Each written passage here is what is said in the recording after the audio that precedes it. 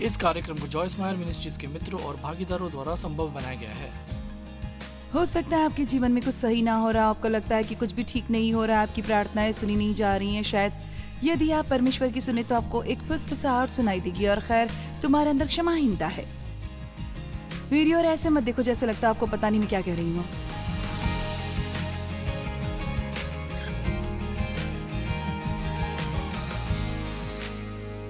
ये सोचती हूँ कि यदि हम चर्च जा सकते हैं और वहाँ बैठे रह सकते हैं और मेरा सारा समय बस कंफर्टेबल होते रहते और वो हर चीज पर बात कर रहे हैं जो हम नहीं चाहते।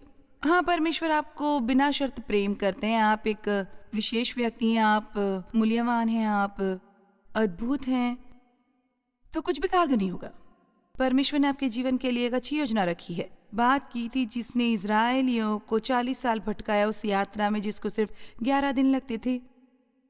इजरायलियों ने वहां पहुंचने में 40 दिन बिता दिए, जो बाइबल में व्यवस्था विवरण के अनुसार जो 11 दिन की ही यात्रा थी। मैं सोचती हूँ कि हम भी कितनी गड़बड़ी मचाते हैं, उसी समस्या के इर्द गिर्द बार बार चक्कर काटते हुए और अलग अलग तरीके खोजते हैं सचमुच परमेश्वर की आज्ञा ना मानने की। क्या मैं आपको बता दूं कि आप चाहे कितनी बार उसे नजरअंदाज करें जो परमेश्वर ने आपसे करने को कहा है, वो अपना इरादा नहीं बदलेंगे। आप उसी पर्वत के गिर्द घूमते रह सकते हैं 5000 बार और उनका जवाब फिर भी वही रहेगा जब आप वापस आएंगे। तो सबसे बेहतर योजना यही होगी कि जो परमेश्वर आपसे करने को कहते हैं उसे शीघ्रता से कर डालिए, जितना हो सके, चाहे वो कितना कठिन हो, कितनी तकलीफ हो, आपको कुर्बानी देनी पड़े। और प्लीज हमेशा मन में ये रखिए कि परमेश्वर कभी भी आपसे कुछ छीनने की कोशिश नहीं कर रहे। वो हमेशा कोशिश कर रहे हैं कि वो आपको ऐसी स्थिति में लाएं जहां आप और ज्यादा खुश रह सकें, जहां आपको ज्यादा शांति मिल सके, जहां आपका जीवन और अधिक फलदायी हो सके और जहां आप इतनी ज्यादा लोगों की मदद करने के योग्य हो सके जिसकी मदद करना आपके लिए संभव हो। जानते हैं, हम में से जो पहले से ही उद्धार पा चुके हैं, हम जानते हैं कि हम कहाँ जा रहे हैं। हमारा भविष्य सुरक्षित है, पर जब हम यहाँ हैं तो हमारे जिम में एक काम है और ये कि हम एक मसीह की रूप में सिद्ध हों और दूसरे लोगों के लिए उदाहरण बने। और आज फिर एक मुख्य शास्त्र वचन जो मैं आपको सामने पेश करना चाहूंगी वो है कुलुस्सियों 3:1 और 2। जब तुम मसीह के साथ जिलाए गए तो स्वर्गीय वस्तुओं की खोज में रहो जहां मसीह वर्तमान है और परमेश्वर के दाहिनी ओर बैठा है। और जब ये तैयार हो रहा है आपको बताने को कि आप उन्हें कैसे खोजें, और मुझे एम्पलीफाइड पसंद इसमें लिखा है, और उसे उन बातों पर लगाए रखे जो अनंत हैं, या शायद हम ये कह सकें कि अपने मन को लगाइए और उन्हें सही चीज़ों पर लगाइए। क्योंकि यदि हमारे मन सही बातों से भरे हुए हैं तो फिर जब शैतान अपने झूठे के साथ आता है तो उसके पास कोई जगह नहीं होती अपनी गलत बात डालने के लिए। मेरे ख्याल से ज़्यादातर बार हम लोगों को ये सिखाते हैं कि क्या नहीं करना, और मेरे ख्याल से हमें ज़्यादा जोर इस पर देना चाहिए कि हमें क्या करना ज़रूरी है। और फिर यदि हम सही बातें कर रहे हैं तो फिर हमारे जीवन में गलत बातों के लिए कोई जगह नहीं रह जाती। मेरी आदतों पर एक किताब लिखी और मैंने इसे ये शीर्षक नहीं दिया ब्रेकिंग बैड हैबिट्स, मैंने इसे शीर्षक दिया making good habits and breaking bad habits. क्योंकि ईमानदारी से मेरा ख्याल है कि यदि आप अच्छी आदतें बनाने के ऊपर फोकस करते हैं तो फिर बुरी आदतें जीवन में कार्य नहीं करती। पर हम इतना ज़्यादा फोकस करते हैं बुरे से छुटकारा पाने की कोशिश में और हम अंत में शैतान के साथ मल्ल युद्ध कर रहे होते हैं और हम कभी वो नहीं कर पाते। तो अपने मन को वहाँ लगाएं जहाँ आप जाना चाहते हैं, ना कि वहाँ जहाँ आप जा रहे हैं या वहाँ जहाँ आप इस वक्त हैं। अपने जीवन के लिए एक सोच रखिए, अपने बच्चों के लिए एक सोच रखिए, अपने घर के लिए एक सोच रखिए, अपनी मिनिस्ट्री के लिए एक सोच रखिए और इससे बोझिल होकर इससे हार न मान लें। गलत विचार हमारे लिए ज़्यादा समस्याएं उत्पन्न करते हैं जिसकी हम शायद संभव है कल्पना भी न कर सकें। और पहली बात जो वर्षों पहले असल में मैंने की, मैं आपके बारे में नहीं जानती, मैं एक ऐसे मुकाम पर आई जहाँ मैं चर्च में बैठे बैठे तंग आ गई थी और परमेश्वर की सभी प्रतिज्ञाओं के बारे में सुनते सुनते और उन्हें कभी अपने जीवन में मैंने दरअसल अनुभव नहीं किया।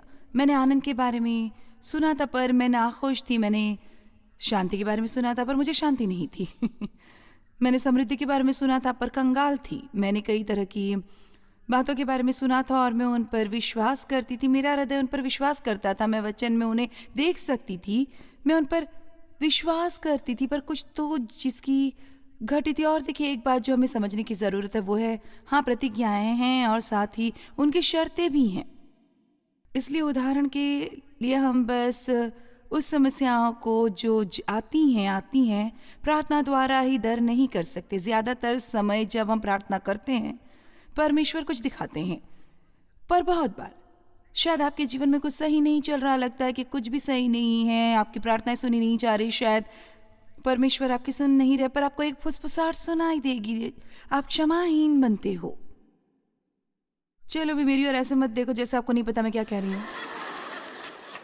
मेरे ख्याल से आज यहाँ बहुत से लोग बैठे जो उतने ही प्यारे ढंग से बैठे जितने प्यारे दिखते हैं।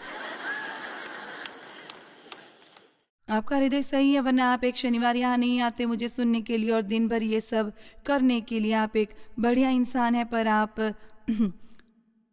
किसी पर बहुत ज्यादा क्रोधित हैं।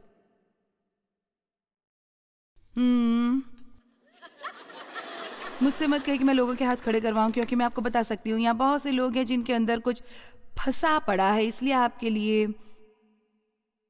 बातें कारगर नहीं हो रही।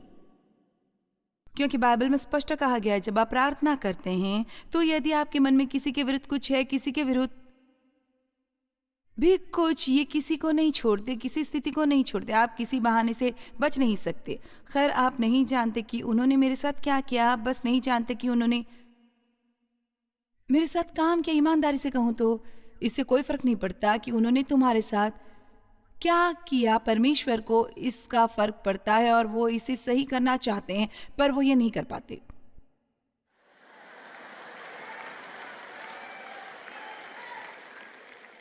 और क्षमा कोई ऐसी चीज नहीं जो आप किसी के बारे में महसूस करते हो, ये एक चुनाव है जो आप करते हैं कि आपको उनसे कैसे व्यवहार करना है। परमेश्वर की मांग है कि आप उन्हें बिना शर्त क्षमा करें, बिना शर्त के। Ouch ouch. मेरे ख्याल से हम ये नहीं समझ पाते कि हम कितनी कोशिश करते हैं कि हम छोटे छोटे तरीके ढूंढें और परमेश्वर से इंतजार करवाएं कि वो हमें कुछ आसान सा करने के लिए दें। हम इसे टालते रहते हैं जब तक कि, मेरा मतलब है, हमारी मंशाएं अच्छी हैं, हम ये करेंगे, हम ये करेंगे। खैर, आप ये कब करेंगे? आप में से कितने ये विश्वास करते हैं तुरंत आज्ञा मानना उन सर्वोत्तम बातों में से एक है जो आप आपके जीवन में कर सकते हैं? आमीन, आमीन। तो मुझे यकीन है कि मैं इस समय कह सकती हूँ, इस बिल्डिंग में कौन ऐसा है जिसके जीवन में ऐसा क्षेत्र है जहाँ आप जानते हैं कि आप परमेश्वर की आज्ञा नहीं मान रहे, और आप देखेंगे कि यहाँ बहुत से हाथ उठेंगे। तो मैं यहाँ मुस्कुरा रही हूँ, मैं देखिए कैसे मुस्कुरा रही हूँ। मैं आपकी मदद करना चाहती हूँ। मैं बस आज एक अच्छा शो ही यहाँ नहीं करना चाहती, मैं आपकी मदद करना चाहती हूँ। मैं चाहती हूँ कि आप कुछ ऐसा लेकर जाएं जो आपका जीवन बदल दे।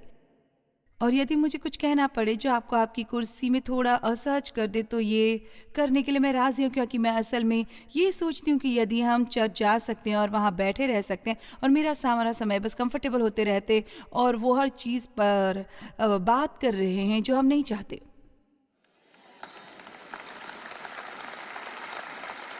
आमीन। हाँ, परमेश्वर आपको बिना शर्त प्रेम करते हैं। आप एक विशेष व्यक्ति हैं, आप मूल्यवान हैं, आप अद्भुत हैं। परमेश्वर ने आपके जीवन के लिए एक अच्छी योजना रखी है, पर यदि आप परमेश्वर की आज्ञाकारिता में नहीं चलते तो कुछ भी कारगर नहीं होगा।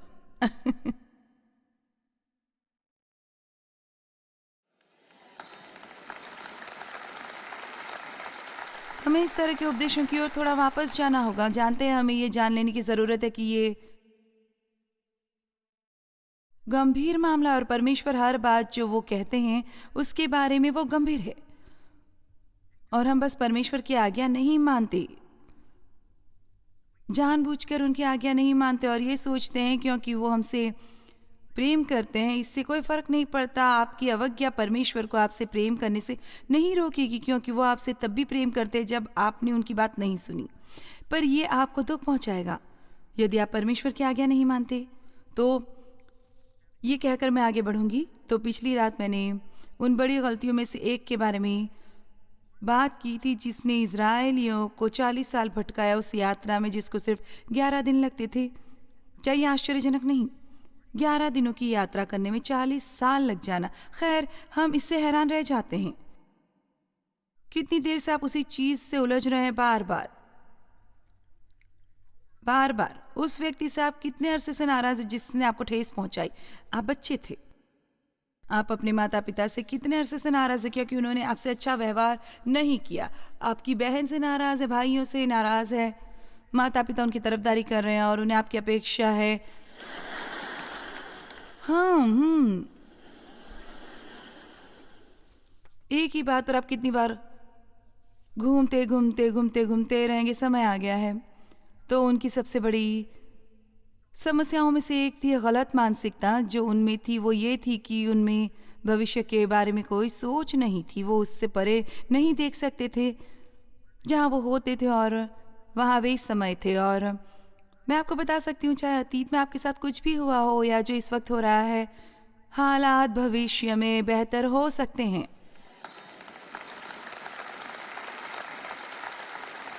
अब कहीं ऐसा ना हो कि मैं ज़्यादा उत्साहित हो जाऊं कि दोबारा उसी पर उपदेश देने लगूं बजाय नंबर 2 पर जाने के।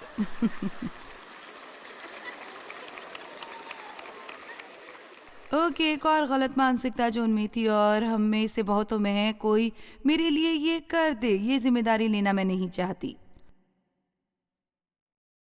सही मानसिकता होगी, मैं राजी हूं मेहनत करने के लिए और अपने जीवन की जिम्मेदारी लेने के लिए। आमीन। उदाहरण के लिए, आप क्या कहेंगे अपनी ही आनंद की जिम्मेदारी लेने के बारे में? आप किस पर इल्जाम लगा रहे हैं कि आपको खुश नहीं रखा जा रहा? जब परमेश्वर ने मेरे हृदय से बात की और उन्होंने कहा डेव को अपने आनंद की जिम्मेदारी देना बंद करो, आप खुश हो सकते हैं यदि आप खुश होना चाहें, अगर आप चाहें। आमीन। पहले कुछ सालों में जब हमारा विवाह हुआ था, मेरा मतलब है मैं एक प्रसन्न व्यक्ति नहीं थी और मैं जानते हैं नाखुश लोग हमेशा खुश लोगों के गिर्द रहकर नाराज हो जाते हैं, तो वो दूसरे लोगों को भी नाराज कर देते हैं ताकि वो सब मिलकर नाखुश रह सके। तो मैं हमेशा ऐसी बातें करती जो डेव को नाखुश कर सकती थी और उनका दिन बर्बाद कर सकती थी, पर वो मुझे खुद को नाखुश करने नहीं देते थे और मेरे लिए ये बहुत ही गुस्सा दिलाने वाली बात होती थी। क्या कोई जानता है मैं क्या बात कर रही हूँ? मैं कहती हूँ तुम्हें किसी बात की परवाह नहीं, तुम बस खुश हो जाओ, वो ये करो वो करो, वैसे ये। पर आप जानते हैं अंत में मुझ में उसके प्रति भूख जागी जो उनके पास है। यदि आप किसी ऐसे से विवाहित हैं जो नाखुश हैं, तो उनकी नाखुशी आपको नाखुश ना कर पाए। बेहतर बात होगी कि आप उनके इर्द गिर्द रहकर खुश रहें और उन्हें ये महसूस करने दें कि चीज़ें अलग हो सकती हैं बहुत अच्छे ढंग से। आमीन। वरना हम किसी और की समस्या पर सहनिर्भर हो जाते हैं। जिम्मेदारी का मतलब है कि आप उस योग्यता से प्रतिक्रिया करें जो परमेश्वर ने आप में डाली है, या ऐसे अवसर पर प्रतिक्रिया करें जो आपके सामने रखी गई हैं। मैं सोचती हूँ कि जीवन में हम कितने अवसर खो देते हैं। कितनी बार परमेश्वर हमें न्योता देते हैं कुछ करने का और उन्हें जाकर किसी और को ढूंढना पड़ता है इसे करने के लिए, क्योंकि हमारे लिए ये सुविधाजनक समय नहीं है। परमेश्वर ने इब्राहिम को उस जगह से बाहर बुलाया जहां वो रहता था, उस जग जाने के लिए जो परमेश्वर उसे दिखाने वाले थे, जो था प्रतिज्ञा का प्रदेश, कनान का प्रदेश। पर क्या आप जानते हैं इससे पहले कि परमेश्वर ने इब्राहिम को चलने को कहा और ऐसा करने को कहा, इससे पहले कि उन्होंने इब्राहिम को यह अवसर दिया, उन्होंने वही अवसर इब्राहिम के पिता को भी दिया। पर मैं आपको दिखाना चाहूँगी कि उसने क्या किया। उत्पत्ति 11:31 अध्याय 12 वचन 1 और 2 और 13। अपना पुत्र अब्राहम और अपना पोता लूत जो हारान का पुत्र था और अपनी बहू सारे जो उसके पुत्र अब्राहम की पत्नी थी, इन सभी को लेकर कसदियों के ऊपर नगर से निकल कनान देश जाने को चला। पर हारान नाम देश में पहुंचकर वहीं रहने लगा। ये एक आरामदेह जगह है, मैं बस यहीं बस जाऊंगा। और मैं चाहती हूँ कि आप में से कितनों ने सर्वोत्तम से कम पर समझौता कर लिया है जो आपको मिल सकता था, क्योंकि आप यात्रा में कहीं ना कहीं थक जाते हैं। या उससे भी बदतर, कितनी औरतें एक ऐसे आदमी के साथ सेटल हो गई जो वो जानती थी कि ठीक नहीं है। वो अंदर ही अंदर ये जानती थी कि ये उनके लिए एक सही आदमी नहीं है, पर वो इतनी डरती हैं कि उन्हें कभी कोई नहीं मिलेगा। चले भी मैं किसी से बात कर रही हूँ क्योंकि मेरे पिता ने मेरा यौन शोषण किया था। मैंने सोचा था कि कोई भी मुझे नहीं चाहेगा, तो पहला व्यक्ति जिसने मुझ में थोड़ी सी भी रुचि दिखाई, जब उसने शादी करने का सुझाव दिया तो मैं बहुत उत्साहित हो गई। पर जानते हैं, मैं अंदर ही अंदर अपने हृदय में जानती थी, मैं ये जानती थी कि ये एक गलत फैसला है। ऐसी बातें न करिए जिसके बारे में आपको सुकून न मिले। जानते हैं क्या? क्योंकि वो बाद में आपके मुंह पर फट जाएंगी हमेशा। और फिर किसी ऐसे से कभी शादी ना करें जो सचमुच बुरा जीवन जी रहा है, ये सोचते हुए कि आप उन्हें बदल सकते हैं। पता है, बहुत दुर्बल मामलों में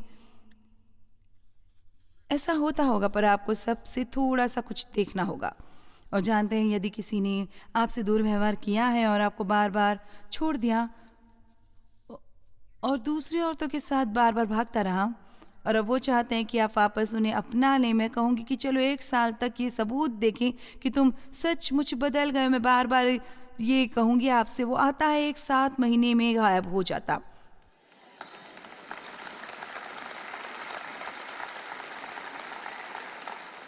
हर बार वो वापस आता, मैं उसे वापस लेती, वो दूसरी औरतों के साथ भागता फिरता।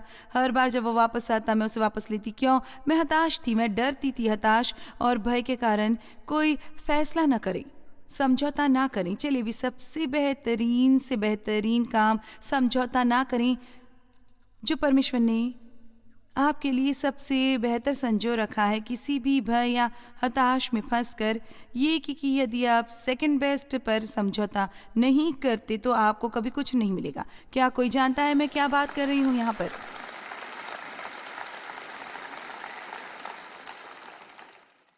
कुछ लोग अपनी पीड़ा के मुकाम पर ही रुक जाते हैं और वो नहीं बने रहते अपने शेष जीवन पर। फिर प्रभु ने इब्राहिम से कहा, यहोवा ने अब्राहम से कहा, अपना देश और अपनी जन्मभूमि और अपने पिता के घर को छोड़कर उस देश चला जा जो मैं तुझे दिखाऊंगा, और मैं तुझसे एक बड़ी जाति बनाऊंगा और तुझे आशीष दूंगा और तेरा नाम बड़ा करूंगा और तू आशीष का मूल होगा। जानते हैं क्या? इब्राहिम ने जिम्मेदारी ली। बिना जिम्मेदारी के कोई आशीष नहीं मिलती। क्या आपने मेरी बात सुनी? बिना जिम्मेदारी के कोई आशीष नहीं मिलती। इसीलिए हम बात करते हैं। जानते हैं कि अमेरिका में रहना कितना बढ़िया है, धरती पर ये सबसे बढ़िया देश है। खैर, यहाँ रहने की एक जिम्मेदारी है। ये बस एक सौभाग्य ही नहीं, यहाँ रहने की एक जिम्मेदारी है। मेरे ख्याल से आजकल लोग जिम्मेदारी का महत्व नहीं समझते। ऐसा लगता है कि जैसे पीढ़ी दर पीढ़ी ऐसे लोग आ रहे हैं कि वो हमेशा ये सोचते हैं कि किसी और को उनके लिए ये करना चाहिए, कोई मेरे लिए ये कर दे, मैं जिम्मेदारी नहीं लेना चाहता। ऐसी भी चीज़ें जैसे बाइबल में कोई शास्त्र वचन ढूंढना। जब आपको कोई शास्त्र वचन ढूंढना हो तो किसी को बुलाकर ये मत कहिए कि ये शास्त्र वचन कहाँ है। खुद के लिए स्वयं इसकी खोज कीजिए और इसे ढूंढिए। कुछ अध्ययन की पुस्तकें लीजिए। पर आपने क्या खोजा? आपने किसके लिए प्रयास किया? आप इससे और भी अधिक पाएंगे, बजाय इसके कि कोई आपको इसका जवाब दे। आप बेहतर कर सकते हैं उससे। आमीन। यदि आप जानते कि मुझे उपदेश देने के लिए क्या क्या अध्ययन करने की ज़रूरत पड़ती थी। वाह! जब कोई कंप्यूटर नहीं थे, जानते हम गूगल से नहीं कह सकते थे कि आनंद पर हमें एक शास्त्र वचनों की सूची दें। शायद मुझे 1 घंटा लग जाता आनंद पर सभी शास्त्र वचन ढूंढने के लिए, और फिर मुझे कॉन्कोरेंट्स निकालनी पड़ती और कुछ और बाइबल निकालनी पड़ती और कुछ डिक्शनरियाँ निकालती और मुझे उनमें से हर एक को देखना पड़ता और उन्हें बाइबल में ढूंढकर पढ़ना पड़ता और बहुत बार बस। खैर, मैंने एक समय अपने उपदेश लॉन्ग हैंड में लिखने की शुरुआत की थी और जानते क्या, मैं नहीं, मुझे उस टेक्नोलॉजी से खुशी है जो आज हमारे पास है, पर मैं नहीं। यदि हर चीज़ हर एक के लिए बहुत आसान कर दी जाती है, ईमानदारी से कहूँ तो ये लोगों को और ज़्यादा लोगों को आलसी बना देती है और फिर उन्हें निराश महसूस होता है। तब क्या होता है यदि लोग निराश महसूस करते हैं? अगर उन्हें कोई प्रयास करना पड़े तो हम जाते हैं एक एयर कंडीशन घर में, एक एयर कंडीशनर कार में, एक एयर कंडीशन बिल्डिंग में, और परमेश्वर बचाए यदि हमें पसीना हो तो सोचो। मेरा मतलब है कि तो हर चीज़ का अंत ही हो जाएगा। जानते हैं कि मुझे खुशी है कि मैं एक ऐसे युग में बड़ी हुई जब हमारे पास सुविधाएं नहीं थी जो आज हमारे पास हैं, और मेरे ख्याल से ये लोगों में चरित्र का निर्माण करता है। मेरा मतलब है जब आप कुछ चीज़ों से गुजरते हैं तो आप में चरित्र का निर्माण होता है। आमीन।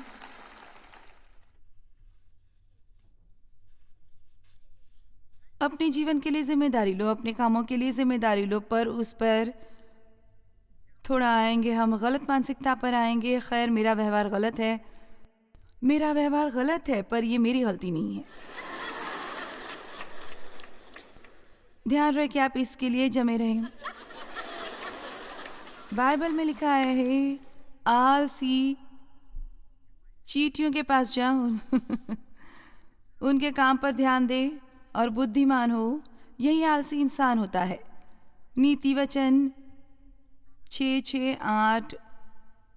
उनके न तो कोई न्यायी होता है, न प्रधान और न प्रभुता करने वाला, तो भी वे अपना आहार धूप काल में स्वयं करती हैं और कटनी के समय अपनी भोजन वस्तु बटोरती है। आप जानते हैं असल में इसका मतलब क्या है? चींटी को देखो, वो जो सही है वही करती है बिना किसी को अपने सिर पर खड़ा किए जो उनसे ही करवाता हो।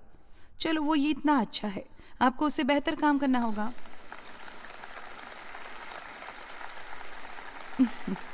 मैं आपको कुछ बताना चाहूँगी। यदि आप इंटरनेट पर खेल रहे हैं काम के समय, व्यक्तिगत चीज़ें देख रहे हैं और आपके डेस्क के पास से बॉस गुजरता है और अचानक आप दिखावा करने लगते हैं जैसे आप काम कर रहे हैं, तो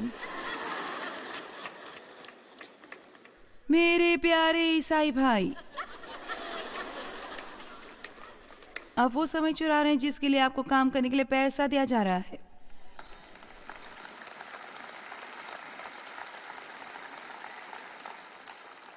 खैर, वैसे भी वो मुझे कुछ ज्यादा तो नहीं देते। नहीं नहीं नहीं नहीं नहीं नहीं नहीं नहीं नहीं नहीं नहीं नहीं नहीं, परमेश्वर के बारे में यही सब तो है। आपको कुछ गलत करने को नहीं मिलता सिर्फ इसलिए कि और कोई गलत करे। आपको एक सर्वोत्तम जीवन जीना है, अपनी रोशनी को चमकने दो। चलिए भी, यदि आप वो सारी ऑफिस सप्लाई घर ले जाएं जिनकी आपको ज़रूरत है, वर्क होम, सभी पेन और पेंसिलें और फोल्डर्स और पेपर क्लिप्स, जानते हैं ये सब अलग अलग चीज़ें, खैर आप चोरी कर रहे हैं। मुझे पता नहीं, मैं उसे पसंद करती हूँ, मैं उसे कभी नहीं मिली, मैंने इससे पहले उसे कभी नहीं देखा। तुम बेचारे जिसे एक दोस्त ने ड्रग्स दे दिया, उन्होंने तुम्हें खिलाने का ऑफर दिया है ना। लोग कहीं भी जाएंगे यदि आप उन्हें खिलाने का ऑफर देंगे, और आप यहाँ आ गए और आप सोच रहे हैं खैर उसने अभी अभी मुझे चोर कहा। खैर, बाइबल में लिखा है कि परमेश्वर लगातार देख रहे हैं और जानते हैं इसका मतलब क्या है। वो देखते हैं और सुनते हैं उस हर बात को जिसे हम करते हैं, और हर किसी और से ये छिपा सकते हैं, पर हम परमेश्वर से इसे नहीं छिपा सकते, और एक दिन हम उनके सामने खड़े होंगे और अपने जीवन का लेखा देंगे। मैं ये आपको डराने के लिए नहीं कह रही, पर मैं संभवतः सोचती हूँ कि आप इस तरह की बहुत सी चीज़ें कर सकते हैं और फिर भी स्वर्ग जा सकते हैं, पर इससे परमेश्वर का सम्मान नहीं होता, और ये एक अच्छा उदाहरण नहीं है। मैं अक्सर कहती हूँ जहाँ मन जाता है मनुष्य उसके पीछे जाता है। उसे चुनना जिसके बारे में हम सोचते हैं और परमेश्वर के वचन अनुसार सोचना सीखना हमें सशक्त बनाया गया ऐसी उपलब्धियाँ हासिल करने के लिए जिनका हमने कभी सपना भी नहीं देखा।